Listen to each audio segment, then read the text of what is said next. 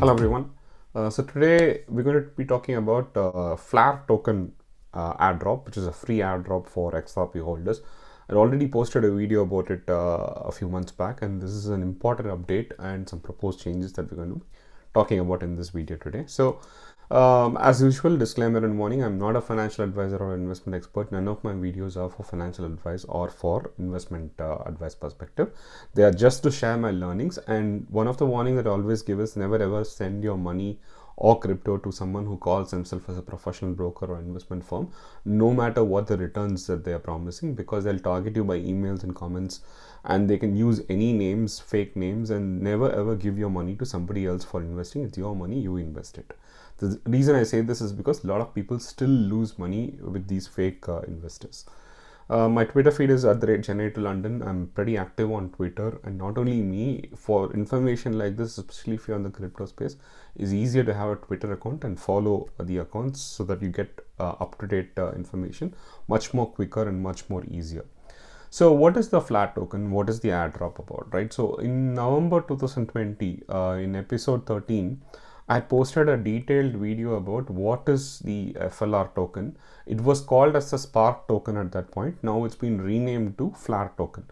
So I posted a detailed explanation why you are getting the airdrop in the first place. So we will not be covering the why you are getting the airdrop because that has been covered in detail in that video, and you can see that video if you want. I will give you the link in the description for that video. So who's going to get the airdrop? Obviously, like I had explained in that video in November 2020, on the 12th of December 2020, roughly about 3 to 5 a.m. IST or midnight in UK, anybody who were holding XRP in their in a supported exchange, many of the exchanges were supported, like Binance, Bitrue, Crypto.com, WazirX, many of the exchanges were supported. There were very few that did not offer support to it in the end for this airdrop. So if you are holding your XRP in a supported exchange or in a decentralized wallet, you will get a free airdrop. So the thing is, you will get the free airdrop even if you had sold your XRP after that date. For example, in the 12th of December 2020, after the snapshot got taken, if you had sold it in the afternoon or in the 13th or 14th, for example, anytime that you sold it, transferred it, you will still get the airdrop. You're still eligible. It is based on the fact that you had XRP on that day. Doesn't matter whether you have XRP or not. I have sold most of my XRP. I do not hold XRP, but I'm still eligible for the airdrop. So that's one of the questions that a lot of people had asked. So I wanted to make it clear. So there has been a delay in the FLR network launch. If you had seen my episode 13, we talked about the fact that the network is expected to launch in March 2021. And the airdrop was also supposed to happen around the same time. But it's been delayed by more than 19 months. And they're finally going to launch on the 24th of October 2022. And there's various reasons why a network is getting delayed. Blockchain is very difficult in terms of the testing.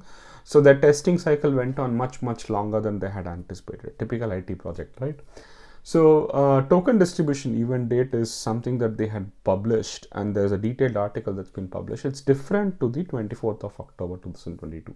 And why is this the case? It is still being worked on. They're saying that they've given a detailed article, and they're saying that it could take a few days or weeks for the token to be distributed to you. So the token distribution event date, there's a series of articles that's been given. And primarily what they're saying is that the token distribution event date is going to be around the 9th of January 2023. This is because they want all of the exchanges to distribute it at the exact same time. And they don't want, like, if you're holding it in Binance and you get it early, and if you're holding it in something like WazirX and you get it late, for example, then they don't want this difference to happen for people who are holding XRP. They want all the exchanges to be participating it at the same time. Now, which means that some of the exchanges, they need to go through compliance reviews, security reviews, taxation reviews before they can actually distribute it to their holders. So in various legislations, it takes different times. There are a lot of regulations, and unlike people might think, there are a lot of regulations in crypto space which needs to be factored in.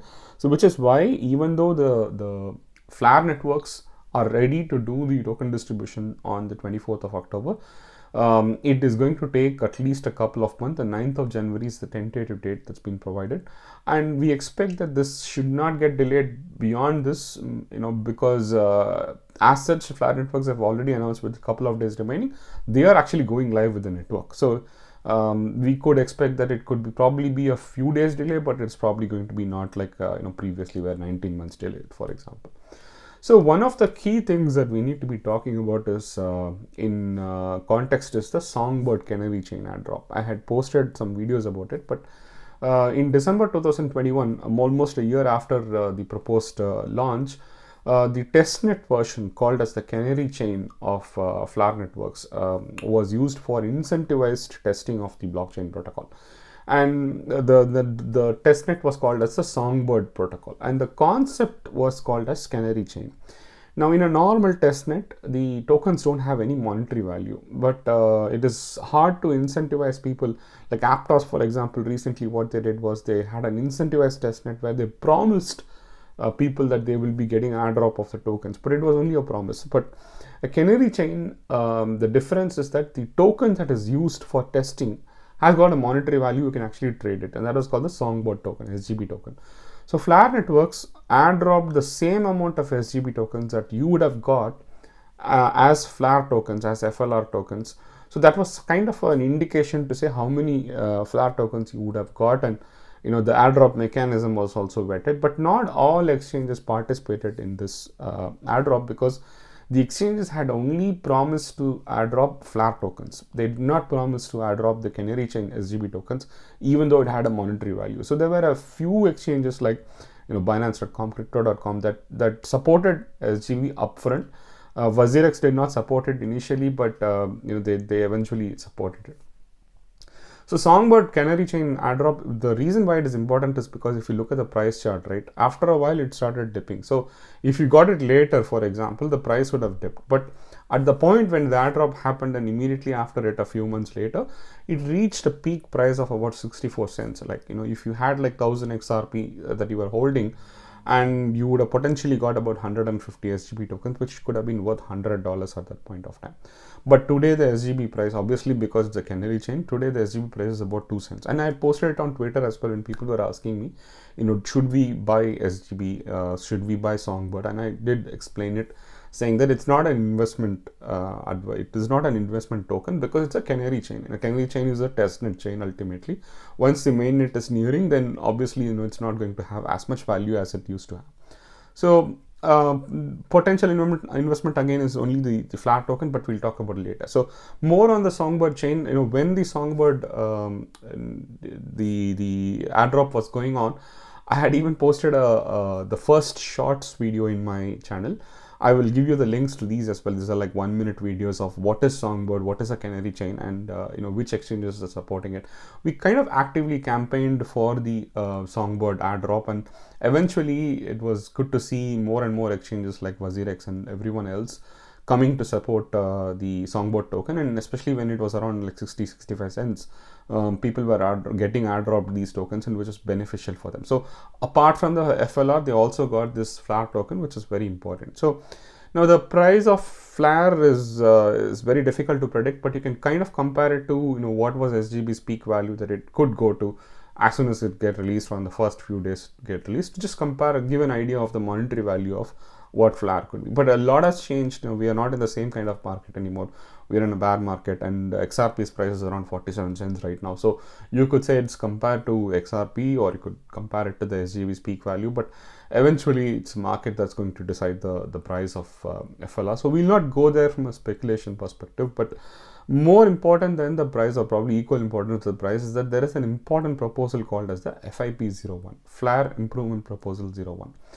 Now, there is a detailed article. It's actually going pages and pages. It's a lengthy and detailed proposal. There's a lot of nuances about it, a lot of combinations about it. You can read the full proposal. I'll give you the link to this proposal as well, FIP01. It's on the FLR website. But the main idea behind this proposal is that you will not get the remaining 85%. So let me explain. So as per the current plan, there's about a total of 28 billion tokens that are going to be airdropped for XRP holders. That's how much XRP, I mean how much XRP was being held by people and how much FLR is going to be airdropped to people, right? Of which 15%, about roughly 4.2 billion tokens, will be airdropped on the first token distribution event date, which is January 2023. The remaining 85%, which is 25 billion tokens nearly, should have been airdropped over a 24 to 36 months cliff on a declining proportion. There's a random calculation there, but for simplicity's sake, I've just used an example here where assume you're going to get 1000 FLR airdrop, right? You held an appropriate amount of XRP and you're going to get 1000 FLR airdrop in total, for example, right? So which means that on January 2023, when the token distribution happens, you will get 150 FLR, 15% of that FLR. And the remaining 850 tokens will be airdropped to you on a monthly basis in a declining ratio. So you will get it for, like, I've used a 24-month calculation. This is just a sample calculation. There are, like I said, there is a lot of formulas or a lot of variables behind it, but it's a declining proportion. So if you assume an evenly declining proportion, so you get 47, 46, 45 and so on until another 2 years, you will have got your 850 tokens. Even if you did nothing, if you will just keep getting it in Binance or WazirX, wherever you got your first airdrop and wherever you held XRP during the December 2020 snapshot. This is what is the current scenario. This is what has been promised originally. But the key change is that what FLR is saying in the FIP01 is that if you sell your 15% tokens, you will get nothing after that point. You will not get the remaining 85%. If you hold your 15% FLR tokens in the centralized exchange itself, in your WazirX or Binance or wherever you're holding it, you will still get nothing. So basically, if you sell it, you will get nothing. If you do nothing, you will still get nothing. And if you transfer it, obviously you are not going to get it because you're not eligible. Transferring is almost equivalent to selling. So the airdrop stops for all of these people. So what do you do to continue getting the remaining 85%, right? So what they're saying is that you must move your FLR tokens. This is a proposal right now, right? So you must move your FLR tokens to self-custodial wallet or DeFi wallet, like a MetaMask or most of the self-custodial wallets that we have explained in our channel. And you need to wrap your FLR tokens to WFLR. Wrapping is kind of, in FLR's language, is equivalent to delegating to a validator node, which is commonly what you used to call as staking into a POS blockchain, proof of stake blockchain, right?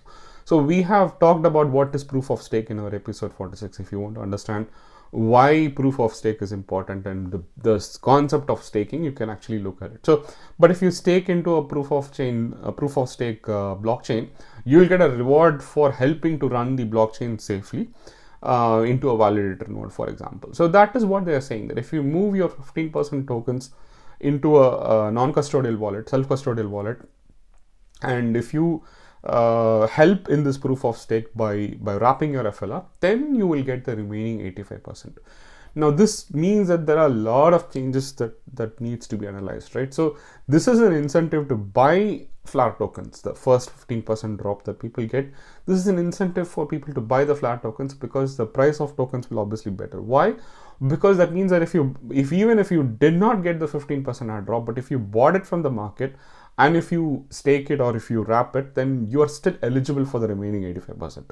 So even if you did not hold any XRP during 2020 and you're new to the market, you can still buy it from the market. You can still buy FLR tokens and you are still eligible for the remaining 85% airdrop. So if you miss the snapshot date, there is a way for you to get the remaining 85% the airdrop by actually buying the token, which means it's an incentive for people to buy the tokens, and it will help the price.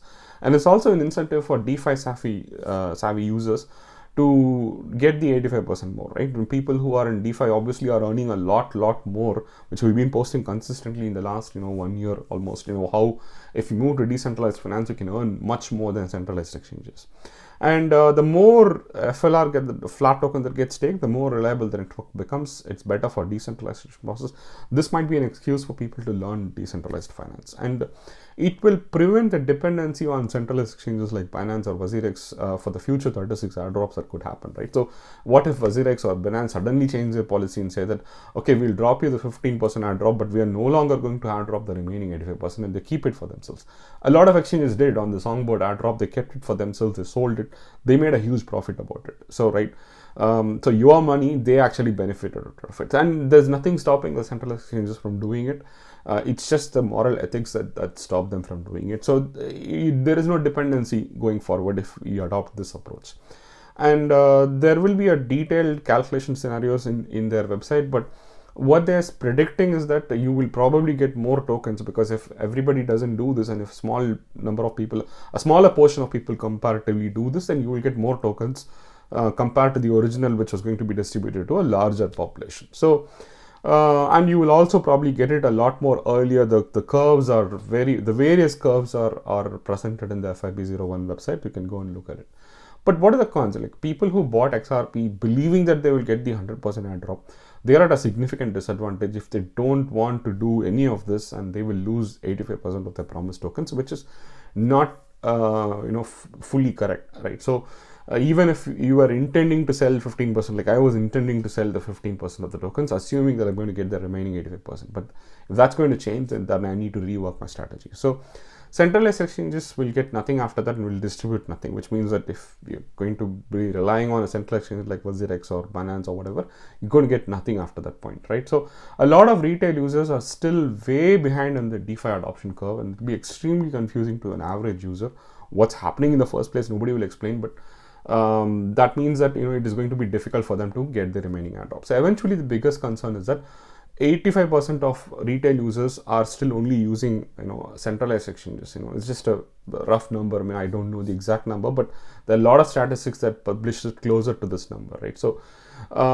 and this will probably bring another 10% of population to DeFi with a lot of education. Generally, popular influencers do not encourage their user base to come to DeFi because they have their own benefit to keep people in the centralized exchanges. But I've been making decentralized finance videos from last year, from March 2021.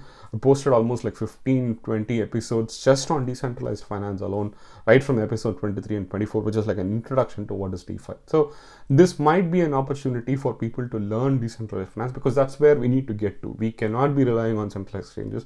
Defeats the whole purpose of what crypto stands for. So the people who are going to vote on FIP01 probably will know how much beneficial it is for them, because the whole decentralized finance and voting and everything, they will probably only be knowing about it. So it's uncertain at this point whether this proposal will pass, but there is a chance that central exchanges might try and stop it.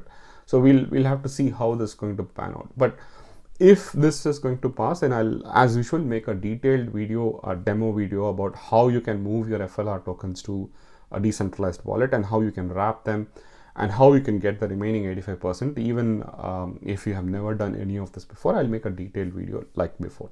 So hopefully you found this useful. If you did, please post a comment. It'll be really helpful for me to continue making videos like this. Thank you. Bye.